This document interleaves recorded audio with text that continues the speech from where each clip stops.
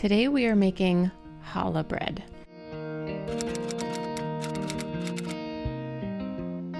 I'm taking this from the Taste of Home Bake Shop Favorites cookbook. It is a traditional Jewish bread, and I am not Jewish and I've only made this once before, so if I'm saying it improperly, if this isn't the traditional recipe for challah, I ask you to give me grace. And you can drop some comments for suggestions down below in the comments. I am making a half batch.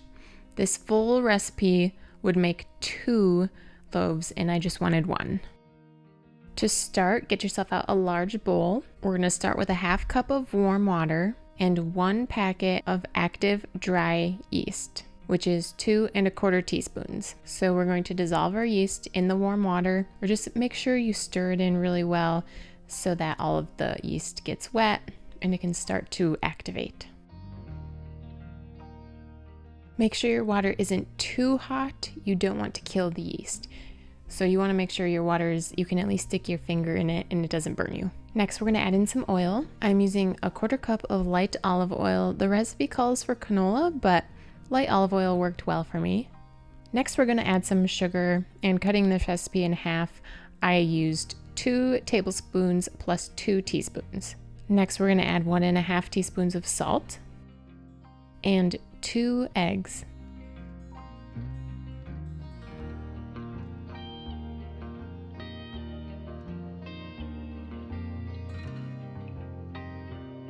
Break up your egg yolks and give everything a little stir together before we add our flour. Today I'm using all-purpose flour. I'm going to start with 3 cups. Make sure you spoon your flour into your measuring cup, because if you just go into your container, you go into your flour bag and you scoop it into your measuring spoon, it packs down. So you end up adding more flour than you intend to, and that can make your bread dry. No one wants dry bread.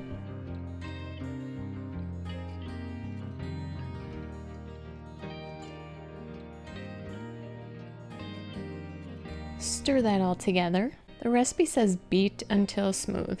They didn't specify whether or not they're using a stand mixer. I am doing this by hand. We want enough flour to form a firm dough. So if 3 cups of flour for this 1 loaf of bread isn't enough, your dough is still sticky, feel free to gradually add flour by maybe the tablespoon. Make sure all of your flour is all mixed in. Scrape down and around the sides and bottom of your bowl.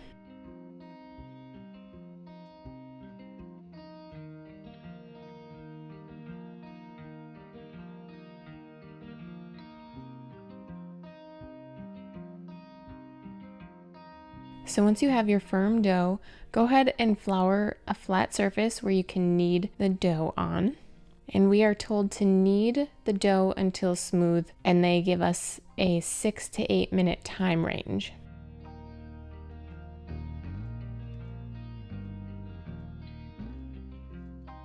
If you're making your dough and your dough is drier or more moist than you think it should be, it might be okay. It might be something to do with the climate you're in or the time of year.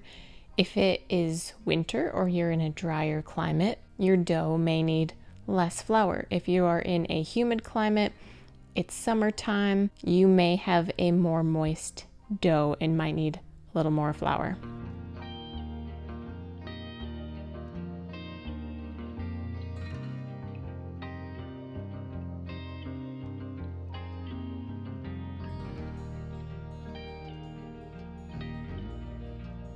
Once you're done kneading your beautiful little dough ball, you're going to want to place it into a greased bowl to rise. So I put some oil in the bottom of my bowl and I plopped my dough ball in it, turned it around, and then flipped it over so that my dough is completely coated in oil.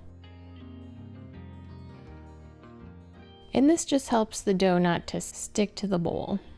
We're going to cover it and let it sit for about an hour or until your dough ball has doubled in size. So I'm going to get my pan ready that we can bake our bread on. I am going to line it with some parchment paper, and let's take a look at my dough ball.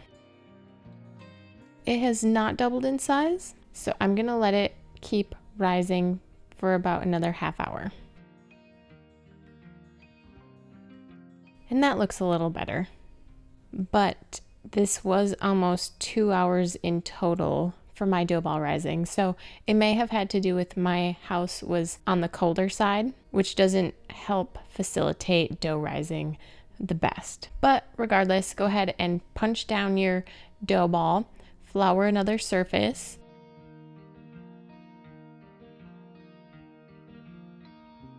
Get your dough ball out, and because I am making a half batch, we're making 1 loaf, I'm going to go ahead and split my dough ball into 3 because we are going to be braiding. We're going to have a braided loaf of bread.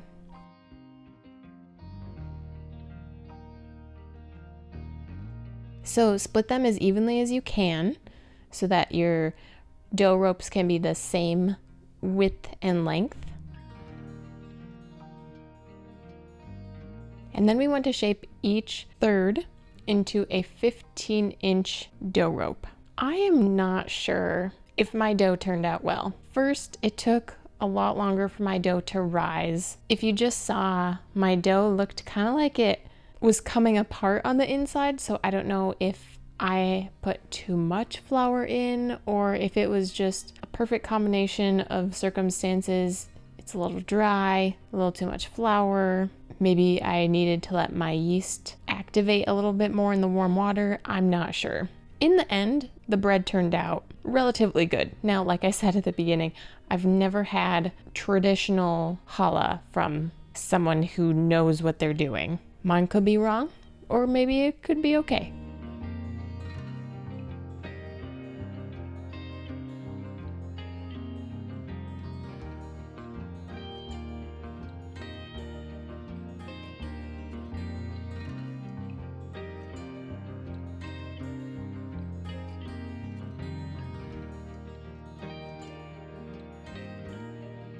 But once you have your dough ropes, we're going to place them onto our prepared baking sheet. You're going to want a long baking sheet. You don't have to braid it on there. I guess I did. I just don't like having to transfer my braided loaf from the countertop to the baking sheet. Either way will work, but you're just going to do a traditional braid. And if you watch on screen, if you're not familiar with braiding, you should just be able to follow along with how I braid my loaf. My one tip is to try not to pull on the dough ropes when you're braiding it. Just gently lay them over one another.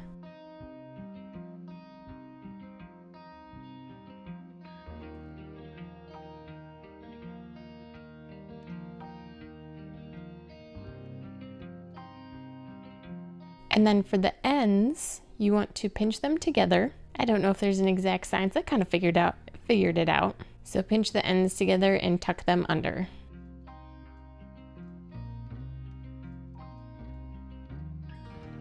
It's okay if it's not perfect.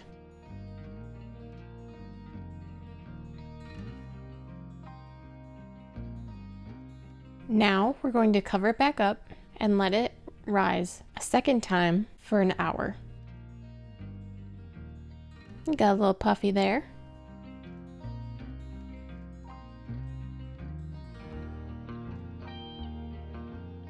Now it is time for the egg wash.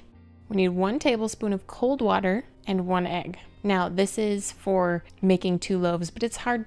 I wasn't gonna beat an egg and split it just for my 1 loaf, so you will have leftover if you just do 1 loaf, and you'll probably have leftover if you do 2 loaves. But I don't have a pastry brush, which made this a little more challenging, but we made it. In the meantime, our oven is preheating to 350. Altogether, this bread loaf did not rise as much as I expected it to, and I don't know if it was just my expectations were different than reality, which they clearly were, or if something went wrong and it should have risen more. But go ahead, take a pastry brush and get the egg wash all over the bread, on the ends, on the sides, on the top, in the crevices, all over. It's going to help get a nice golden brown crust on your challah bread.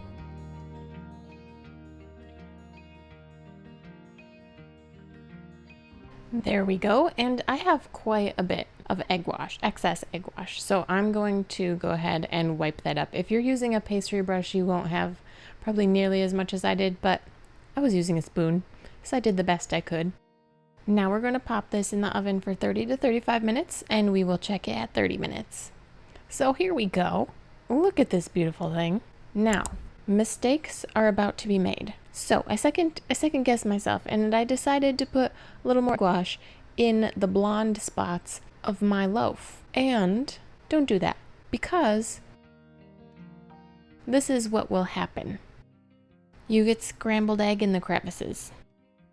So I did my best to scrape off the scrambled egg for aesthetic purposes. I made the mistake so you don't. But there we have it. It's puffy, it's glowy, it's glossy, it's golden. Now all that's left to do is taste it.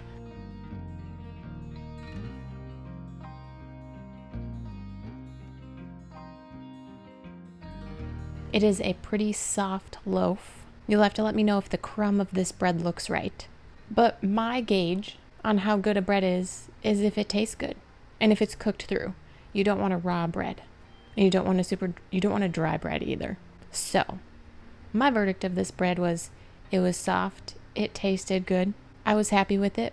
But again, I've never had any other challah bread except the 2 loaves I've ever made in my life. So, any comments, questions, or concerns, please leave them below in the comments, and I will leave the instructions and the ingredients down below. I will leave 1 loaf amounts down for you guys. Like, subscribe, share if you feel so inclined, and if you want another bread recipe, go ahead and click here on screen.